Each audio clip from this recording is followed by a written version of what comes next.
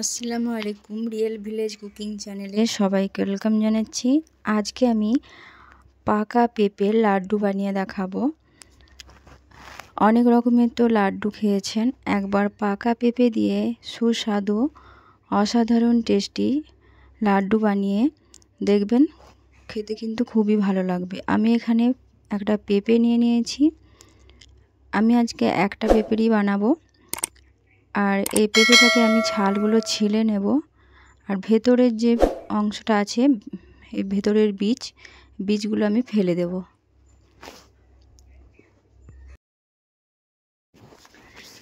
কাঁচা পেঁপের হালুয়া খেয়েছেন, একবার ওই পাকা পেঁপের হালুয়া বানিয়ে দেখুন।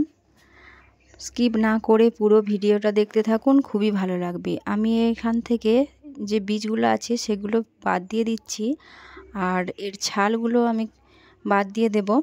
ভালো করে ধুয়ে পরিষ্কার করে নিতে হবে। এইভাবে কেটে আমি এখানে ভালো করে ধুয়ে পরিষ্কার করে নিচ্ছি। পাকা পেঁপে খুবই উপকারী। আপনারা শুধু পাকা পেঁপেও খেতে পারেন, বা যে কোনো রেসিপি বানিয়ে, হালুয়া বানিয়ে বা লাড্ডু বানিয়ে খেতে পারেন। বাচ্চাদের তো স্বাস্থ্যের পক্ষে খুবই ভালো, বাচ্চা বড় সকলের জন্য। আমি ভালো করে ধুয়ে পরিষ্কার করে নিয়েছি। এবার এই জলটা আমি ফেলে দেব। আর এইরকম একটা গ্রেটার নিয়ে ভালো করে গ্রেট করে নিতে হবে। এইভাবে করে, এই দেখুন।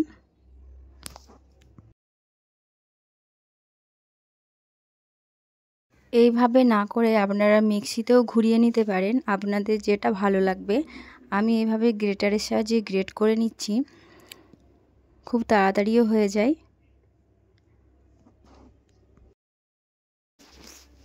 এইভাবে পাকা পেঁপে নষ্ট না করে আপনারা হালুয়া বা লাড্ডু বানিয়ে বাচ্চাদেরকে দেবেন।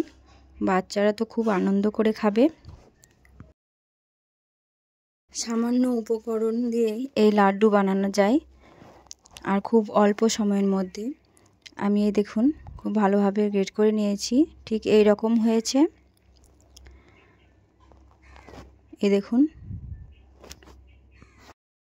এটাকে আমি এক সাইডে রেখে দিচ্ছি। দেখতে কতটা সুন্দর লাগছে দেখুন।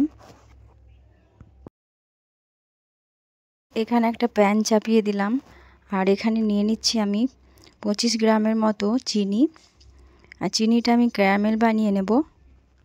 25 গ্রাম চিনি এর মধ্যে দিয়ে দিচ্ছি, আর একটু ছড়িয়ে দিচ্ছি চারিদিকে এইভাবে করে।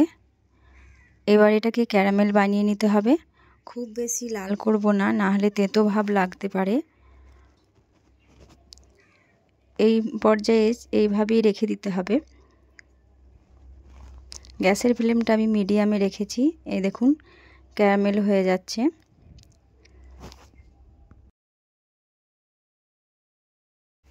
খুব বেশি লাল না করাই ভালো, না হলে তেতো ভাব চলে আসবে। আর এর মধ্যে চিনি দানা দানা থাকলেও অসুবিধা নেই। এবার আমি যে পেঁপেটা গ্রেট করে রেখেছি সেটা দিয়ে দিচ্ছি। এখানে খুব সাবধানে দিতে হবে। দিয়ে অনবরত নাড়াচাড়া করে আমি ভালোভাবে মিশিয়ে নেব।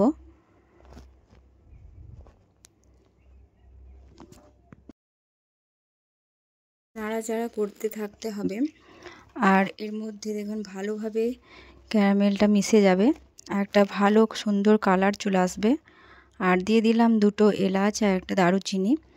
এতে করে এর ফ্লেভারটা ভালো আসবে, আর খেতেও খুবই ভালো লাগবে। কাঁচা পেঁপে বা পাকা পেঁপে এইভাবে আপনারা হালুয়া বানাতে পারেন। পাকা পেঁপের কালারটা তো সুন্দরই, আর তার সঙ্গে ক্যারামেল মিশের কালারটা কিন্তু খুবই সুন্দর এসেছে। এইভাবে অনবরত নাড়াচাড়া করে নেব। যখন একটু শক্ত শক্ত ভাব আসবে তখনই আমি গ্যাসের ফ্লেমটা অফ করে দিয়ে এটাকে ঠান্ডা করে নিতে হবে। এই দেখুন এরকম যখন শক্ত শক্ত একটু হয়ে আসবে, এর মধ্যে জলভাবটা একটু কমে যাবে, তখন গ্যাসের ফ্লেমটা আমি অফ করে দিচ্ছি। এখানে এটা প্রায় রেডি হয়ে এসেছে, আর ঠান্ডা হলে আবারও একটু শক্ত হয়ে আসবে। এই দেখুন আমি একটু দেখিয়ে দিচ্ছি। এই দেখুন এটা রেডি হয়ে গেছে। এবার এটাকে নামিয়ে ঠান্ডা করে নেব। এটা ঠান্ডা হয়ে গেছে। এবার হাতের মধ্যে আমি সামান্য ঘি লাগিয়ে নিচ্ছি এইভাবে করে। আপনারা ঘি বা বাটার লাগিয়ে নেবেন, এতে করে দেখবেন হাতের মধ্যে লাগবে না। আর সামান্য করে নিয়ে নিচ্ছি, আর হাতের তালুর মধ্যে দিয়ে এভাবে গোল করে লাড্ডুর শেপ দিয়ে নেব।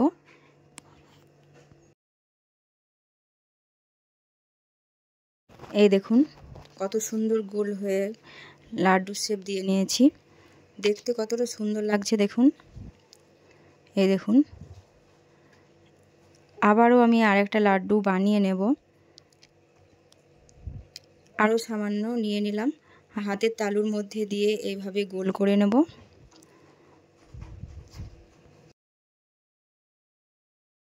আপনারা কিন্তু এর মধ্যে ড্রাই ফ্রুট অ্যাড করতে পারেন আপনাদের পছন্দ অনুযায়ী। এই দেখুন কত সুন্দর লাড্ডুগুলো বানানো হচ্ছে। ঠিক একইভাবে আমি সব কটা লাড্ডু বানিয়ে নেব। আমি কম করে বানিয়েছি, আপনারা পরিমাণে বেশি বানালে সেক্ষেত্রে সব কিছুর পরিমাণ বাড়িয়ে নেবেন। সবগুলো একটা প্লেটের মধ্যে নিয়ে নিচ্ছি এইভাবে করে একে একে করে। বন্ধুরা বিশ্বাস করবেন না, খেতে এতটা টেস্টি হয়, খুবই মজাদার এই পেঁপের লাড্ডু। আপনার ফ্রিজের মধ্যে রেখে যখন খুশি ইচ্ছে মতো খেতে পারবেন। বাচ্চারা তো খুবই পছন্দ করবে। পেঁপে খেতে না চাইলে বাচ্চাদিকে এইভাবে লাড্ডু বানিয়ে দেবেন, দেখবেন খুবই পছন্দ করবে। বন্ধুরা আমার এই লাড্ডুর রেসিপি আজ আপনাদের কেমন লাগলো অবশ্যই কমেন্টে জানাবেন। ভালো লাগলে চ্যানেলটা সাবস্ক্রাইব করে পাশে থাকার অনুরোধ রইল। এই দেখুন লাড্ডুগুলো একটু ভালোভাবে দেখিয়ে দিচ্ছি আপনাদের কতটা সুন্দর হয়েছে। একটু ভেঙেও দেখাবো। আমার চ্যানেলে আবারও নতুন নতুন লাড্ডুর রেসিপি আছে, আপনারা দেখতে পারেন, খুবই পছন্দ হবে।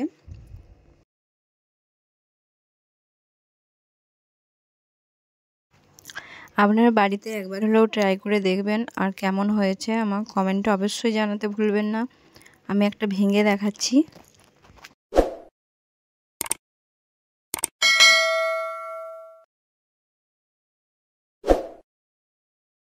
এই দেখুন কতটা সুন্দর হয়েছে, খুবই নরম, মুখে দিলেই মিলিয়ে যাবে।